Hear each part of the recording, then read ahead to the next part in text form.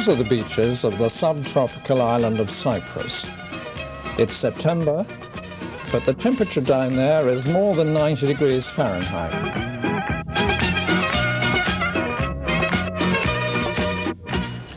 We are approaching the very new holiday resort of Ayia Napa. Eastern Mediterranean Cyprus has been discovered by the tourists. And no wonder, look down there at that water. Now, to give you a swift general impression of the island, inland towards Famagusta, there's a fertile country that has long been famous for its citrus fruits. And over in the centre of the island, around the capital Nicosia, the Masiria plain is normally cultivated to the coastal Kyrenia hills that you can just see in the distance. This land in the southwest is typical of much of the rest of the island's lowland, scattered olive and carob trees. The land here rises to 6,000 feet Olympus in the Troodos Mountains, which form much of the western half of the island. Today it's difficult to see land below 4,000 feet from up here, but if we move down to 2,000 feet, with Larnaca Salt Lake in view on the coast, we get a rather better idea of height. We are on Stavrovouni, which has an ancient 1,600-year-old Greek Orthodox monastery perched on its peak.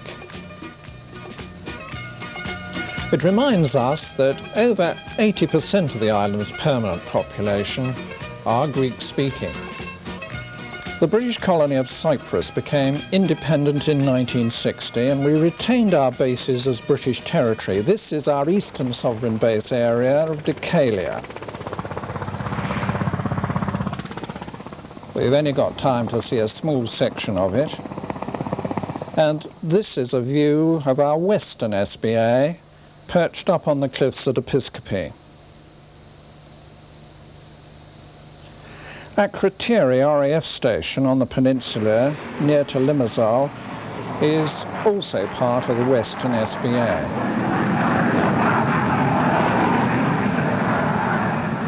This picture represents the 650,000 permanent population of Cyprus, showing that 83% are Greek and mainly Greek Orthodox by religion, whilst the remaining 17% are Turkish-speaking and Muslim. In 1974, the map of Cyprus changed again, with mainland Turkey's invasion of the north. The UN forces already in the island obtained a ceasefire and formed a buffer zone across the island between Turk and Greek. Greek and Turkish forces still face each other across it. The largest UN contingent of 800 is British, including a British signal squadron. In fact, Royal Signals form 1/3 of all British land forces in Cyprus.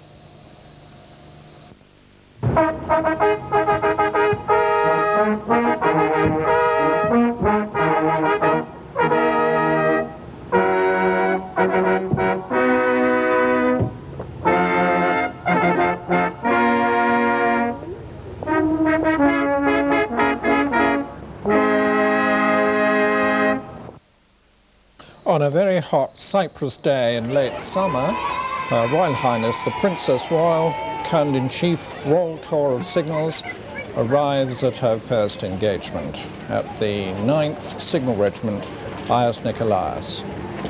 Colonel Mann, the CO of the regiment, presents Mrs. Weisted. She is the supervisor of the kindergarten. Approaching in the rear, the Master of Signals, the Signal Officer-in-Chief Army, the Corps Secretary, and Her Royal Highness's Lady-in-Waiting. Mrs. Weisted presents her staff.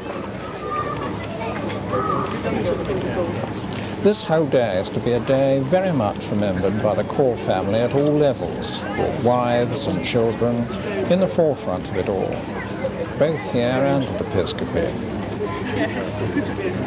Her Royal Highness opens Ias Nikolaos's kindergarten.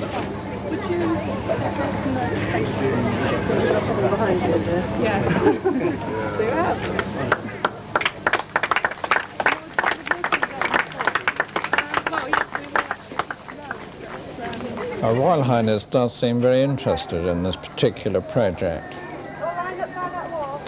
Her Royal Highness is now moving on to view the building. Those that follow her are Colonel Mann, Major General Alexander, Signal Officer-in-Chief, Major General Babcock, Master of Signals, and Her Royal Highness's Lady-in-Waiting.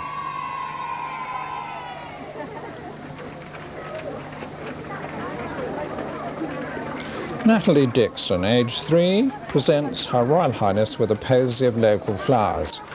She's the daughter of Lance Corporal Dixon.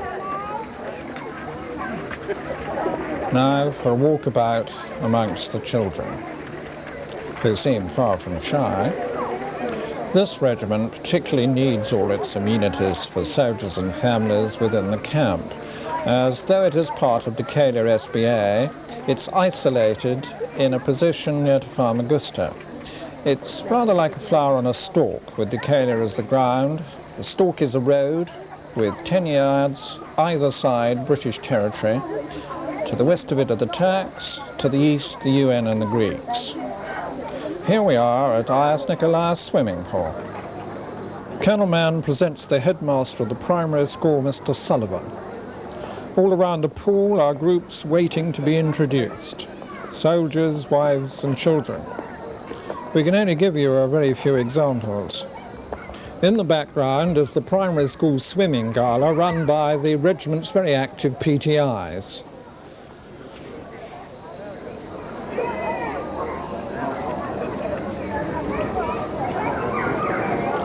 Here we have the SONC.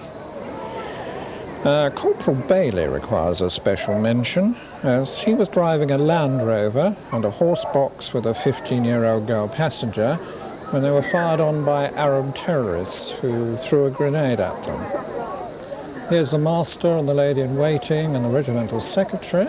Corporal Bailey received a Queen's commendation for what he did.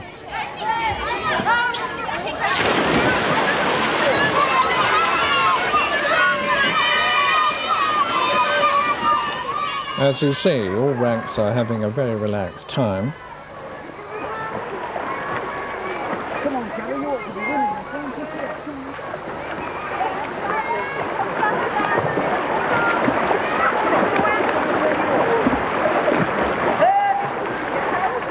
And it's not often that you have the chance to sit before royalty. We feel tired already, but we've only shown you a quarter of the handshakes.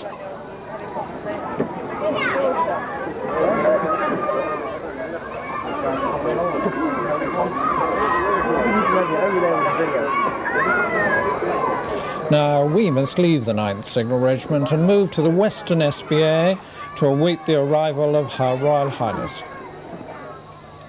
Episcopi, Headquarters British Forces Cyprus. In a deep valley and the cliffs beyond the headquarters is Happy Valley, a green, attractive sports area where Her Royal Highness is now arriving. Here she is, direct from Ias Nikolaos.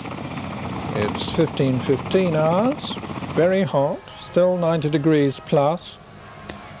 And this afternoon, she is to see extramural activities and meet families from the other Royal Signals units on the island.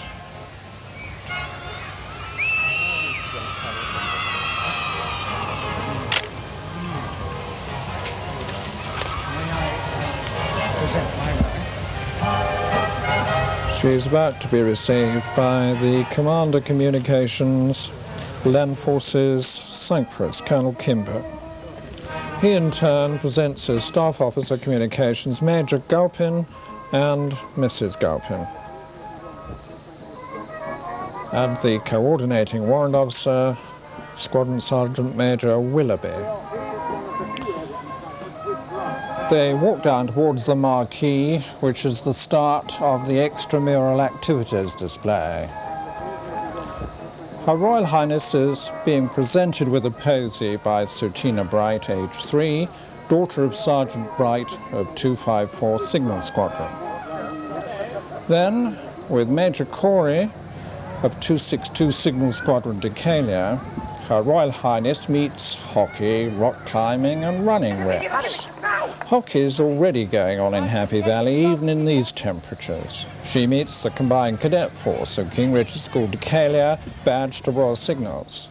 Here's the Canoe Club and its facilities at Tunnel Beach Episcopi, through the tunnel by Happy Valley.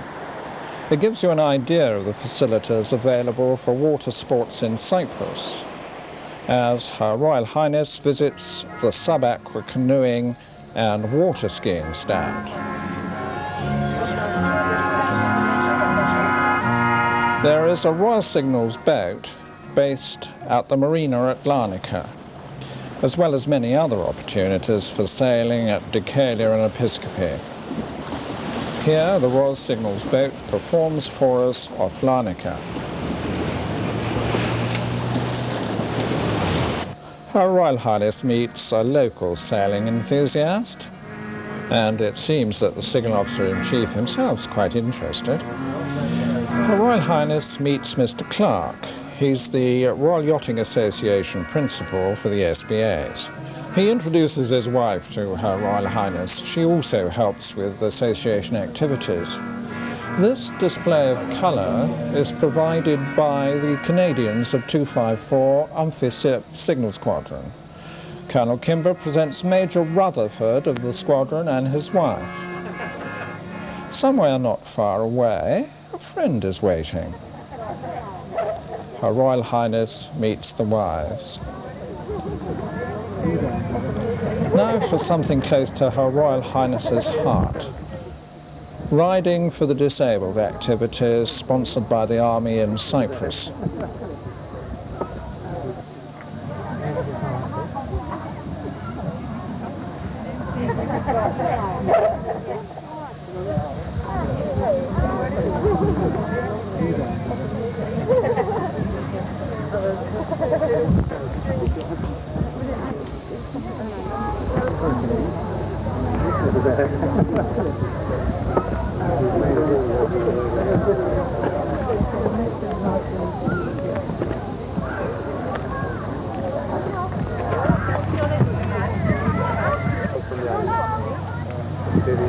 The friend is obviously thinking about sharing the bouquet.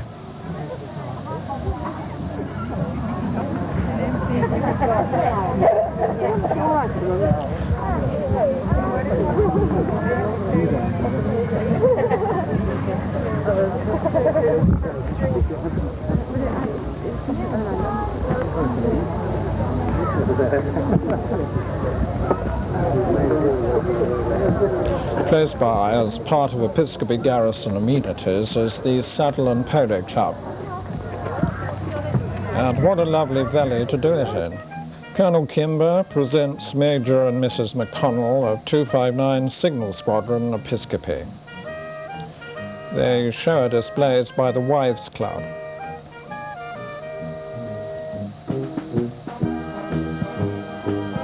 The corps band plays on. And how do they do it in these temperatures? Here we are at the Karting Club.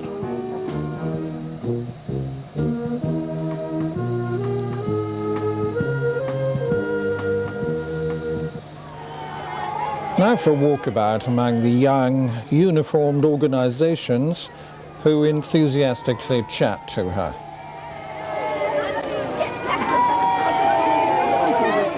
It's 16:20 and Her Royal Highness leaves for Paramali and her overnight accommodation, and perhaps even a brief rest.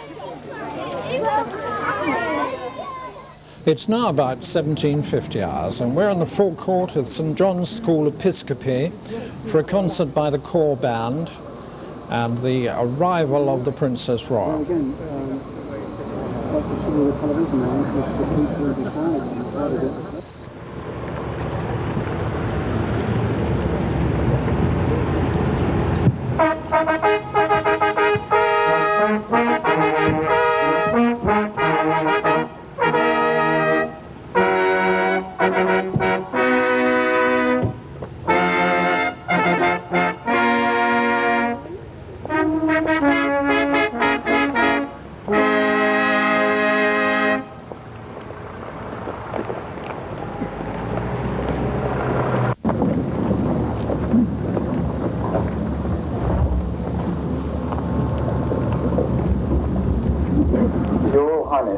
gentlemen, welcome to this evening concert. Beautiful, sunny Cyprus. Nice to be here, certainly.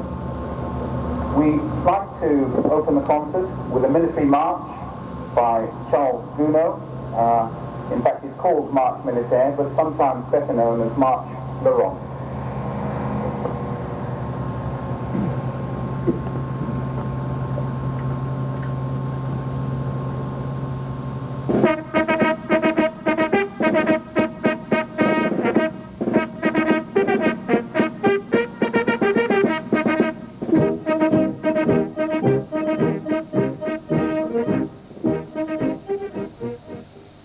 Well, with regret, we move on without letting you hear the rest of the concert. Her Royal Highness is meeting members of the corps band. As you can see, it's been a lovely setting for the event, high on the cliffs above Happy Valley as the sun goes down.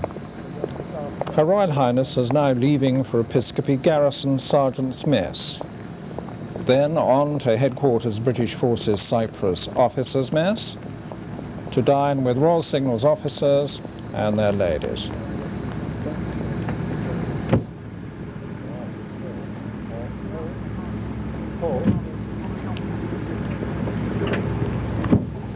I like to go with faces.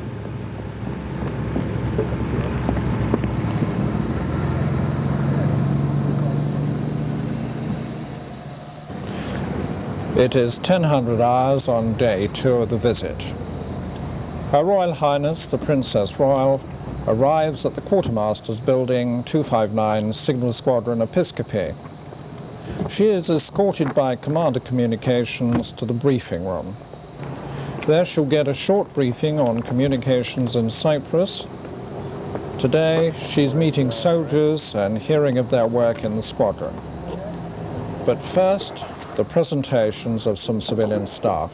Now, may I present Mr. John Nokas, who works directly for me and provides the liaison between military communications and the Cyprus telephone authority.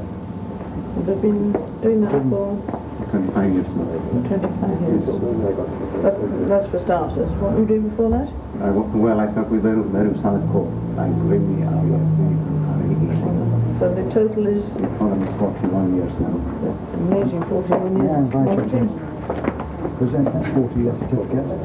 Seems very little to give you to mark your 40 years, and you're only on 41. So. I started feeling the weight on the month. Are you? Look it. All right, good to give you. You're working on your 45 now.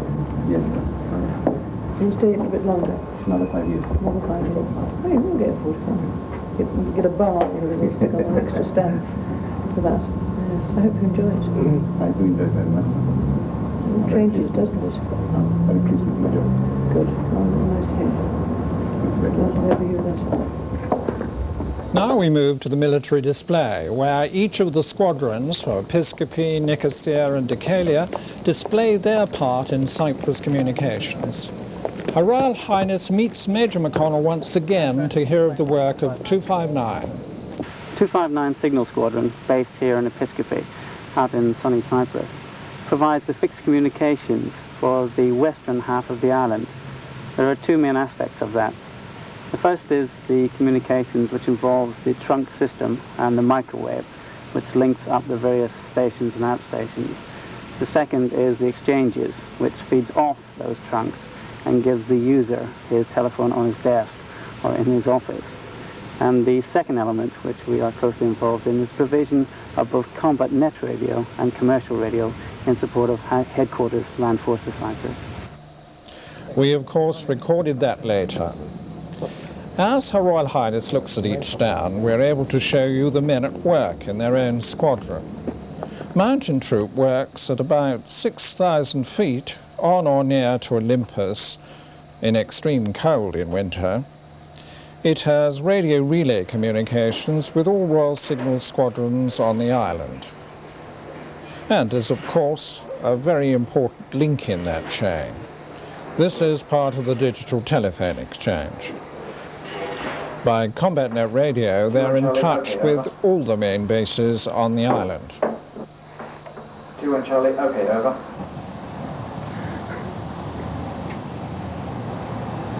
across Troodos to Olympus, where we have more radio relay equipment that supports the RAF. Another radio relay room, very like the last you saw, with a foreman of signals supervising a corporal technician. The hilltop is shared by Cyprus Television. It could be routed anywhere, man.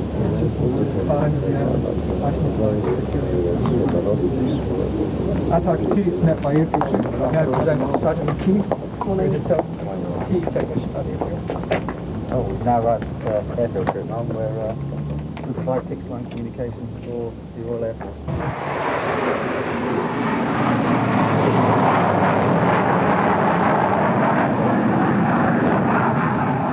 Now a contrast. Airfield Troop down on Akrotiri Peninsula provides RAF Akrotiri with a Strauja telephone exchange.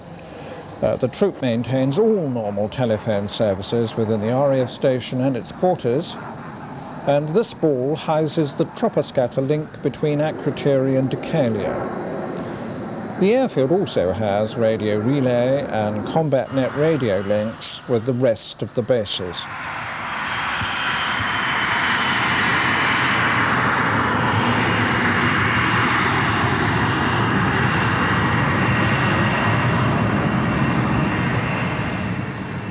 After Her Royal Highness finished touring the military display, she visited other aspects of 259 Signal Squadron close by.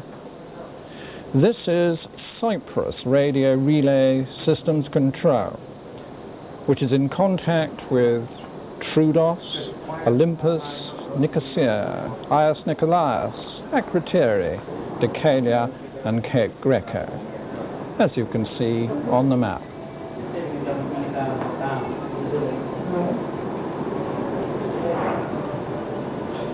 Here is Episcopi's digital telephone exchange.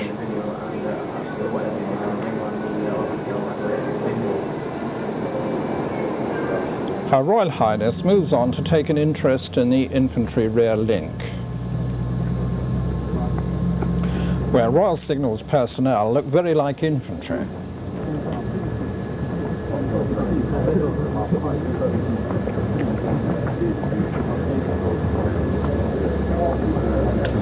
Now for a change of atmosphere, as the Colonel-in-Chief moves across to meet 254 Umphysip Signal Squadron, who are with the UN, and Major Rutherford, its OC, makes the presentations.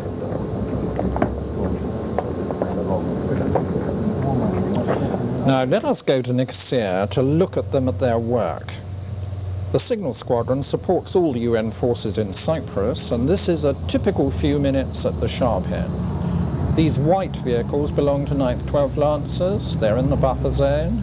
Greek positions are up on the ridge behind the trees, and in front is the Turkish and UN positions. They're about to visit the Worcestershires and Sherwood Foresters manning the UN post.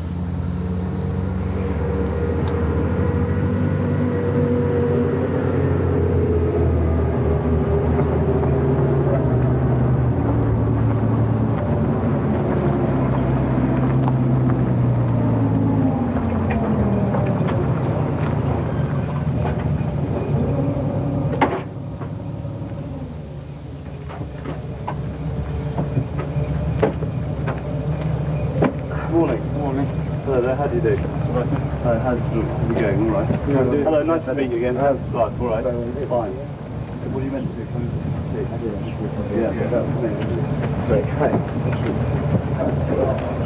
David, this farmer, apparently you've seen him today. Yeah, I was patrolling along from Bravo 24 to Bravo 25 near Murray. I checked his pass, everything seemed to be in order, and he was in his correct field. Yeah. But I gathered yesterday you had some problems with him. Yeah, I did. That farm, that farming area near Bravo 25, he started a fire there yesterday, and it nearly got out of control and burnt half of the Mamari down. So we checked his passes, and I got the feeling. Hello, Bravo 25. It's Bravo 28 here. Lieutenant Williams speaking. I'd like to, if you could give me some more information about that farmer yesterday. The one that we apprehended after burning down the field. Has the Australian community... This is the home of the Signal Squadron in Blueberry Camp, next to Nicosia International Airport, inside the buffer zone. It was once a camp belonging to RAF Nicosia.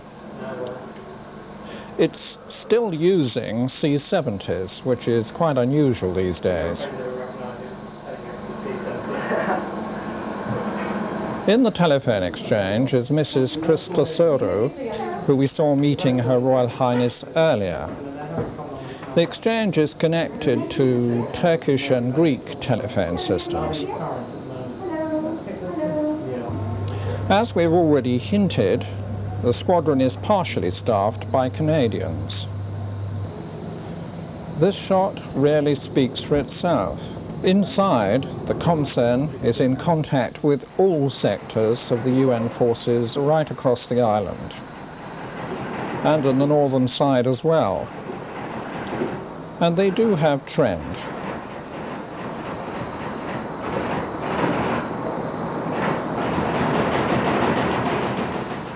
Now, here is an unusual aspect. The squadron has a Finnish liaison officer. Okay then, so you've been with the squadron now for 4 months. Yes. How are you finding it working with a British unit? No, it's not difficult. I think the system all over the world it's the same, and the unit itself it's wonderful. You are a very cooperative person. Inside the United Nations headquarters is the operations room, with someone from 254 in radio contact with all sectors. Today it's a Canadian Master Corporal. So hopefully we're going to bring the men down the end of the week, but we wanted to make sure that the Motorola channel, especially channel 1, was working okay. But you've experienced no problems over the weekend? No problems at all. Oh, that's good, that's very encouraging. In Episcopi, Her Royal Highness is moving round the UN stands. She's about to meet the Canadian troop commander that we met earlier in Nicosia Airport.